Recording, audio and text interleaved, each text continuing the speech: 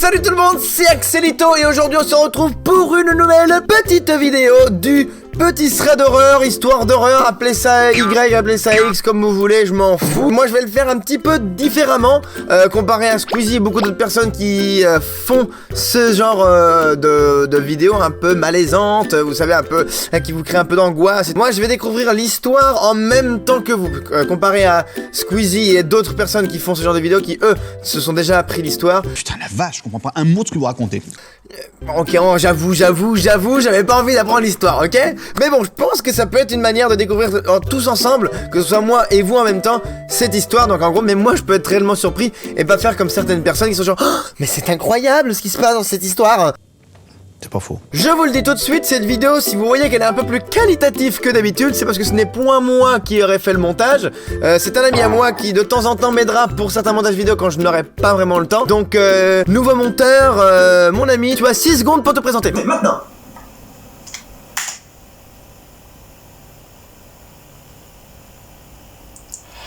Bah oui, désolé, t'as pas eu le temps de finir de te présenter. Mais ne t'inquiète pas, petit monteur. Tous tes petits réseaux sociaux seront dans la description, tes 2 petites chaînes, bien évidemment. Parce que, vite fait, petit aparté avant que la vidéo commence, je vais aller très vite. Je fais partie d'une petite série YouTube qui pour l'instant est un petit peu en stand-by, mais qui j'espère va pouvoir bientôt redémarrer, quoi. Hein, si mon monteur bouge un peu le cul, parce que c'est lui qui dirige tout, ok? Qui s'appelle Les Chroniques du Don Roger. Bon bref, vous avez ces 2 chaînes, il a une petite chaîne comme moi, sur laquelle il fait de temps en temps des petites vidéos à la con et à la noix. Vu qu'il est vieux, bah, il apprend à servir d'internet. Et puis une autre chaîne sur laquelle bah, il fait sa série, sauf que malheureusement, elle est en stand-by avec tout ce qui se passe en ce moment. En même temps, vous allez pas m'enchier une batteuse. Donc, nous voici de retour pour vous jouer un mauvais tour. Non, bon bref, là, sérieusement, on va mettre une ambiance un petit peu plus sombre, même si vous continuerez à me voir aussi HD, aussi beau, aussi sexy. Je vais éteindre les petites LED pour créer une petite ambiance un petit peu plus sombre.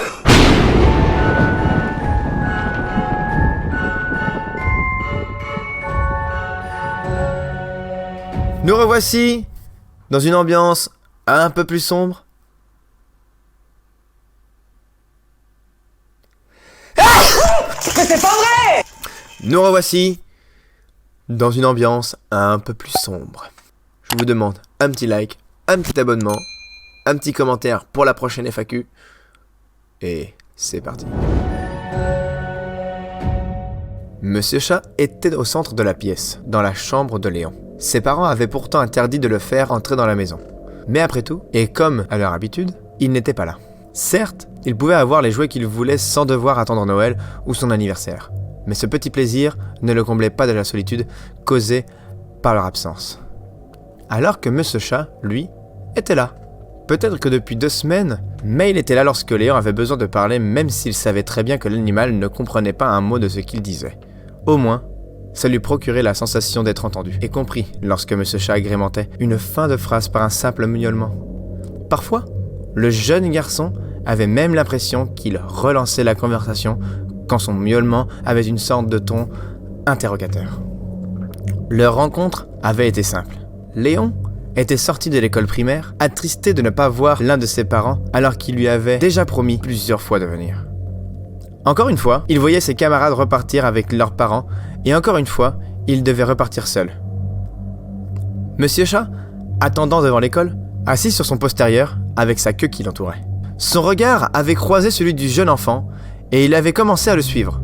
Au début, Léon l'ignorait, mais il n'avait pas arrêté de miauler devant la porte d'entrée. Il était assez gros, peut-être même obèse. Léon s'était dit, en rigolant, que lui donner à manger ne ferait que le faire exploser. Puis, il s'était rappelé des moqueries que les autres élèves portaient à l'un de ses camarades et se sentit mal de s'être dit le même genre de choses. Le jeune garçon avait alors pris un morceau de couenne de jambon pour lui donner. Monsieur Chat s'était jeté dessus puis l'avait regardé en poussant un autre miaulement, déclenchant ainsi le sourire chez le jeune enfant qui partit chercher la tranche de jambon pour la couper en plusieurs bouts afin de lui redonner. Depuis, ils ne se quittèrent plus. Ces derniers jours, Monsieur Chat ne semblait pas aller bien. Il perdait énormément de poids, cela malgré la nourriture qu'il mangeait. Il passait d'un chat énergique à un chat qui, une fois revenu à la maison, restait allongé sur ses 4 pattes. En fait, le voir dans cet état-là rappelait à Léon son grand-père dans ses derniers instants. Ce soir-là, Léon dévoila Monsieur Chat, allongé au centre de la pièce et en respirant difficilement, mais donnant quand même cette impression d'écouter ses sentiments à l'encontre d'une fille de son école. Ensuite, il s'était mis au lit en l'informant qu'il pouvait rester la nuit. De toute façon, ses parents ne feraient même pas attention à lui. Léon éteignit la lumière en voyant Monsieur Chat assis sur ses 4 pattes, la queue qui l'entourait comme lors de leur première rencontre. « Merci d'être mon ami, et j'espère que tu ne t'ennuies pas trop avec moi. En tout cas, moi non. » Monsieur le Chat miaula une fois, comme pour confirmer ce que Léon venait de lui dire. Puis, durement, il miaula une deuxième fois, après que la lumière se fut éteinte. Le jeune garçon, inquiet de la santé de l'animal, ralluma la lumière. Monsieur Chat lui tournait le dos. On pouvait voir sa colonne vertébrale qui dépassait de sa peau maigre. En revanche, sa tête était tournée vers lui. Après qu'il ait eu rééteint la lumière, Monsieur Chat poussa un long miaulement effrayant, qui étrangement avait une intonation plus humaine qu'animalière. Une nouvelle fois, Léon appuya sur l'interrupteur de sa lampe de chevet. Cette fois-ci, Monsieur Chat était tourné vers lui. Il faisait 2 mètres de plus, et n'était plus assis sur ses 4 pattes, mais debout, sur ses 2 pattes arrière, et ses 2 pattes avant étaient à demi recroquevillées vers lui. Ses griffes ressortaient comme des fines lames. Il avait la peau sur les os et ses côtes qui ressortaient au niveau du thorax. L'évolution de sa taille ne permettait plus à ses poils de recouvrir toute la surface de son corps, mettant ainsi en valeur au niveau de la tête et de l'abdomen principalement une chair presque moisie. Il passa sa langue autour des babines avant d'ouvrir sa gueule de la même façon qu'un serpent l'ouvre avant d'avaler une proie plus grosse que lui. En un bond, le sage se jeta sur l'enfant, paniqué par ce qu'il voyait. Par un rapide réflexe, Léon s'extirpa de son lit avant de passer par-dessous et de se diriger à toute vitesse vers la porte de sa chambre pour s'enfuir. Il regarda derrière lui afin d'être sûr qu'il ne rêvait pas. Mais le chat se retourna soudainement et commença à marcher dans sa direction d'un pas lourd, toujours la gueule grande ouverte comme un requin pèlerin absorbant tout sur son passage. Léon quitta la pièce sans plus attendre avant de la bloquer avec un meuble, pendant que la poignée de la porte bougeait dans tous les sens. Puis, la longue patte du chat apparut dans un violent éclat. Elle s'agitait dans tous les sens, essayant d'attraper l'enfant à travers le trou qu'elle venait de faire. Lentement, elle s'enleva pour laisser place à un des yeux du chat qui regarda le garçon traumatisé. Puis, silencieusement, il disparut d'un terrifiant grognement.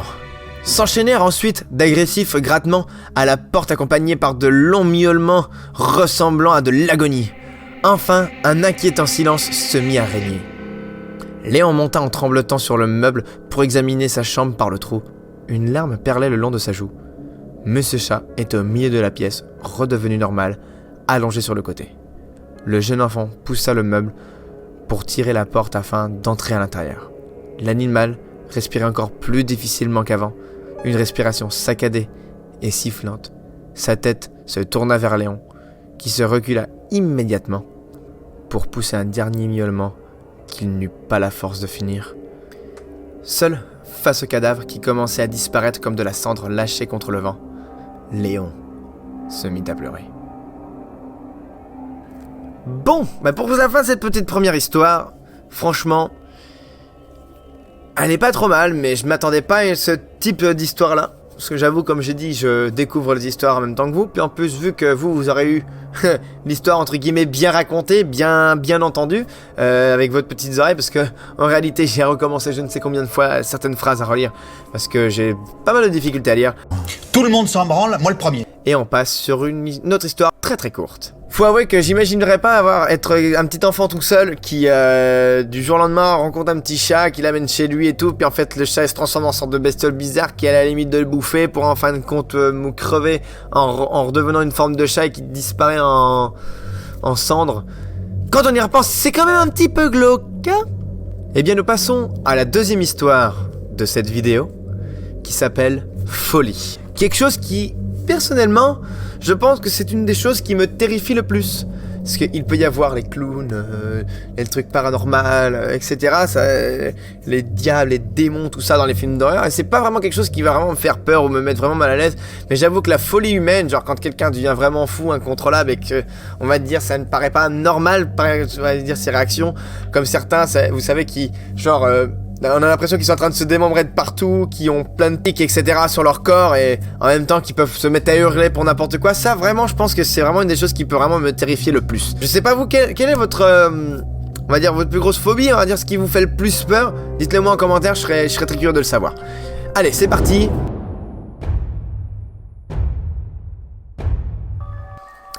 Elle me poursuit. Cette chose me poursuit. Pour lui échapper, je n'ai pas d'autre choix que de courir. Mais, est-ce que j'arriverai à lui échapper? Je n'en sais rien. Tout ce que je sais, c'est que je dois courir pour lui échapper. Pour ne pas qu'elle m'attrape. Mais, est-ce que j'arriverai à fuir éternellement de cette chose inconnue? Mes yeux s'ouvrent lentement. Je me redresse en me tenant la tête. Encore le même rêve. Celui où je fuis cette chose. Et chaque nuit, cette chose se rapproche de plus en plus. Mais bon, ce n'est qu'un rêve. Je me lève et descends. Mes parents sont déjà là. Je prends place à côté d'eux et commence à manger. Une fois fini, je me prépare et sors pour aller au collège. Mais une chose me dérange. J'ai bien pris mon chemin habituel, mais je ne reconnais pas les lieux. Un sentiment de malaise commence à naître au fond de moi. Je me mets à marcher plus vite. Étant à l'affût du moindre bruit suspect, sans que je ne puisse rien faire, mes jambes se mettent à courir toutes seules. Ce n'est peut-être pas une mauvaise chose. Je finis par arriver à l'établissement, essoufflé. Les personnes présentes me regardent bizarrement, mais peu importe. Je rentre dans le collège, je me dirige directement dans ma classe et m'installe tout en soupirant. Une fois assise, je pose ma tête contre ma main. Sans me rendre compte, mes yeux se ferment et je sombre dans le sommeil. Je me retrouve une nouvelle fois à courir. La chose que je fuis va de plus en plus vite et est de plus en plus grande. Elle se rapproche. J'ai beau courir de toutes mes forces, elle ne cesse de se rapprocher. Elle n'est plus qu'à quelques centimètres de moi. Elle se rapproche encore et encore et encore et encore plus. Et je me réveille en sursaut. Je regarde autour de moi, il n'y a personne. Les lumières sont éteintes.